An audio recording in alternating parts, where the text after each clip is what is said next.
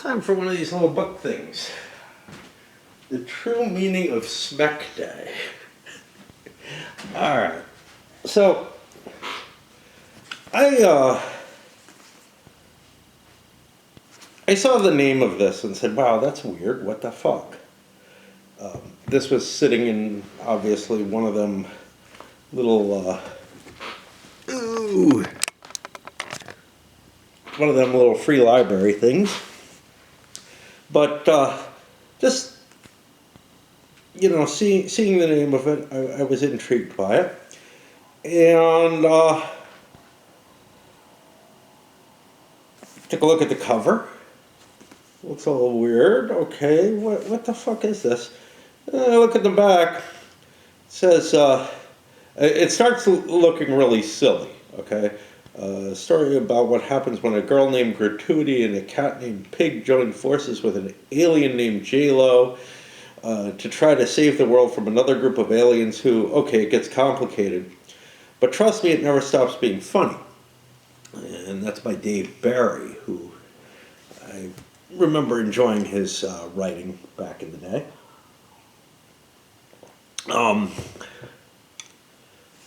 The next one says a first novel by Adam Rex will captivate fans of wordplay and characters in Terry Pratchett's Discworld and the outrageously entertaining satire of Douglas Adams' Hitchhiker's Guide. Oh, okay. So after seeing a couple of those, I'm like, okay, I gotta try it, I'm not a huge fan of Discworld. It feels very juvenile to me. And we'll get to that in a bit, how that relates to this. So, then this sat in my boxes for a while. I didn't really realize. I pull it out. I start looking at it.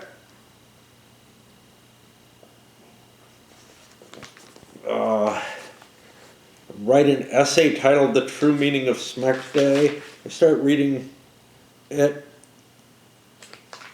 And the whole book is written, supposedly, the conceit here is that it's written by an 8th grader. Okay? If anything, it feels a little younger than that, maybe, to me. 8th grade, that's going to be 14. Yeah, it feels maybe a little bit younger than that.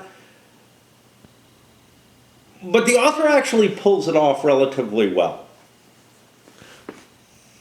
Now, what that means is that the kind of childlike humor that I feel applies more to the Discworld books, as an example, feels more right when it's written, from the perspective of someone at that age. And it's it's not just you're in the mind of someone of that age. Now, what's funny is, as I started reading it, without paying attention to the blurbs on the back, because I didn't really pay attention to them at all when I picked it up and started reading it, my first thought was, oh, this is meant to be a young adult book. Well, it's not. But there's nothing, there's nothing that would stop a young adult from reading it or whatever. It's not like explicit or anything.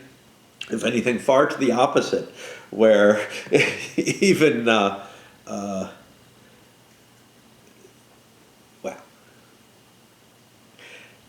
character is not allowed to curse. And so she often elides anything that's kind of a bad word and apologizes for relatively minor bad words or things that she thinks are bad words that nobody, would. So that's kind of amusing, actually. But the story is very, very, very silly in and of itself. It is about what actually is multiple alien invasions happening concurrently or consecutively.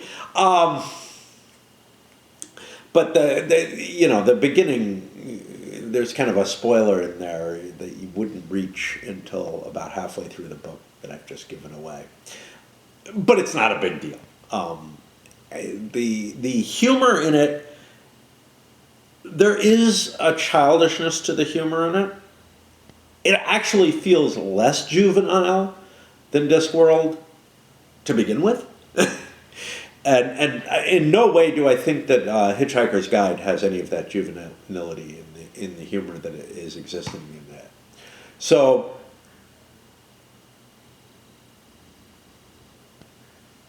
however, it's whatever there is of that in here, and there's definitely some.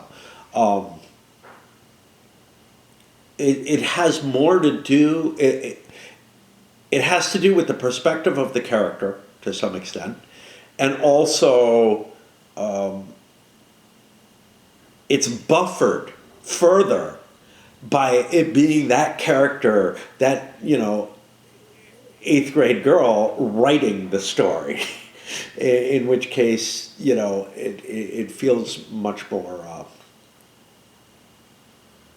amusing in that sort of sense. So I really did enjoy that facet of it. And it's not clever to the degree in terms of the wordplay and whatnot that that Douglas Adams. Well, so I want to be fair here, because Hitchhiker's Guide, and at least those sequels that I read of it, had a very, I'll say almost a Lewis Carroll-ish aspect to the humor, that, and the wordplay that was present in it. And this feels a little bit more, not quite to that level, but this feels a little bit sillier than that, but not as, and again, I fall on the word juvenile, as the Discworld stuff felt to me, for whatever reason. It also has, the guy who wrote it is done work as an illustrator, and he does comic book insertions in it, which are kind of annoying because they're shrunk down to fit into the paperback, and they're a little hard to read. The actual text is all very, very, large print, and that's part of what led me to think that it was maybe a young adult book. Is it's a larger print and spacing and whatnot. But yeah, I took a certain enjoyment out of this, and it's kind of an intriguing concept. I don't know if trying to think if I've read anything that is so clearly rooted and so well done from the perspective of a younger person.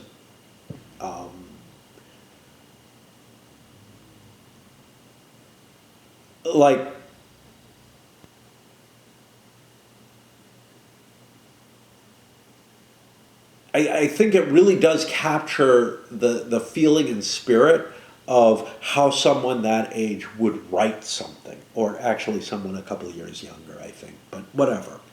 That may just be, me not really judging ages all that well.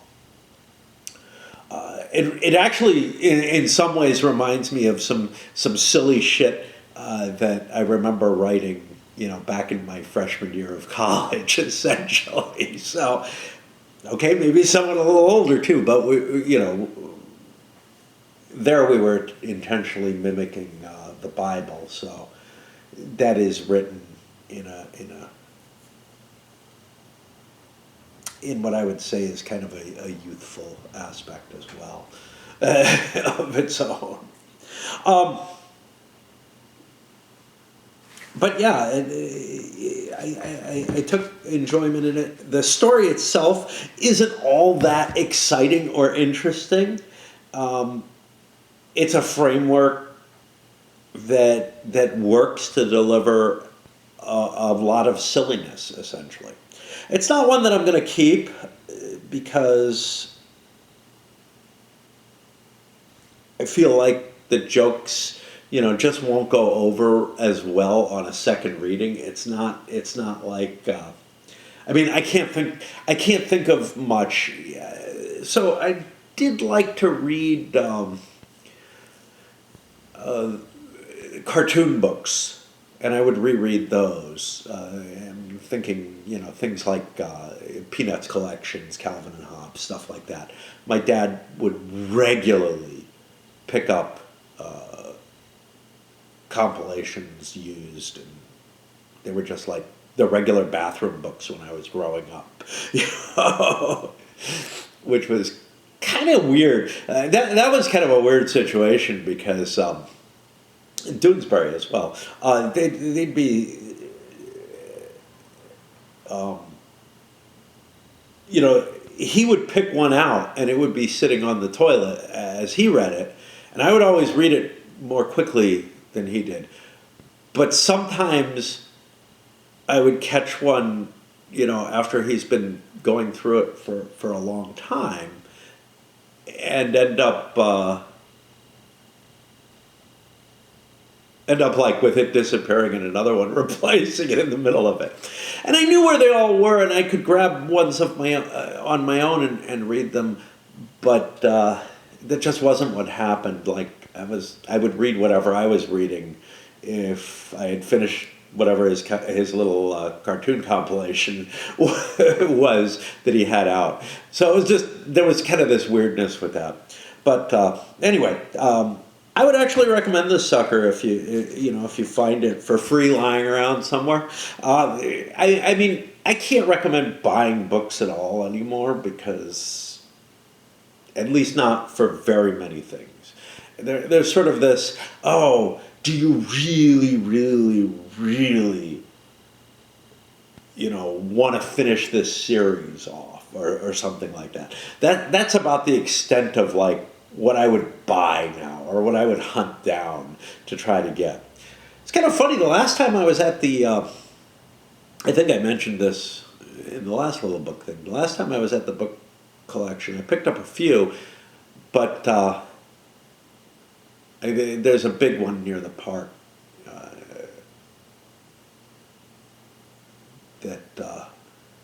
that tends to have more science fiction and more interesting stuff in general than most of the littler ones in front of houses.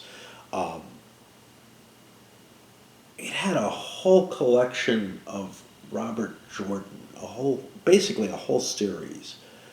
And I know I talked about this before, but anyway, it was a question of, do I want to grab like 9-10 books from it all at once, because it would be that, or screw it, I don't want to take any of them. And I would have taken like one or two if that's all that had showed up.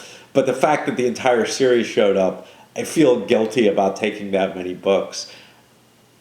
Whereas, if I had gone to like Goodwill and they were $1 each instead of free, not that they're that cheap anymore. They're seriously, like, the books at Goodwill last time I bought any were like $1 each or something, and I'm just like, oh my God, what the hell, But now books are just free, so yeah. Anyway, I had a fun time with this one, so yeah, it was cute, and again, I found it more enjoyable than like Discworld stuff, more enjoyable than Piers Anthony, which I don't even know if that's humor. Everything, his early stuff was interesting, but everything later, once you get to like Xanth and I don't know, the Blue Enchanter or something like that. Once you get to his more open-ended series, I was just like, this is all just so, I don't know. I was a young adult when I was reading these, and I'm like, this feels too juvenile for me. Which, that's different from like say the Harry Potter stuff or uh, what the hell is it? The Hunger Games, both of which I felt, you know, were perfectly fine. They just happened to have a protagonist who was a young adult and therefore fit into that, as opposed to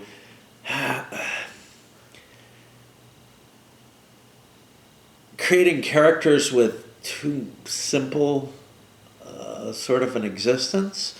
Um, and I don't feel like there's a bunch of silliness in here, but I don't feel like the main character is simple, to tell you the truth, within all of that. And I don't feel like the problems she's presented with are of a juvenile nature. I feel like even though there's this very silly story underlying it all, um, there are real quandaries presented to some extent or another that one can consider based on it. So anyway, yeah, that's more than I probably should have said about it, but I like to give coverage wherever something tickles my fancy, one way or the other.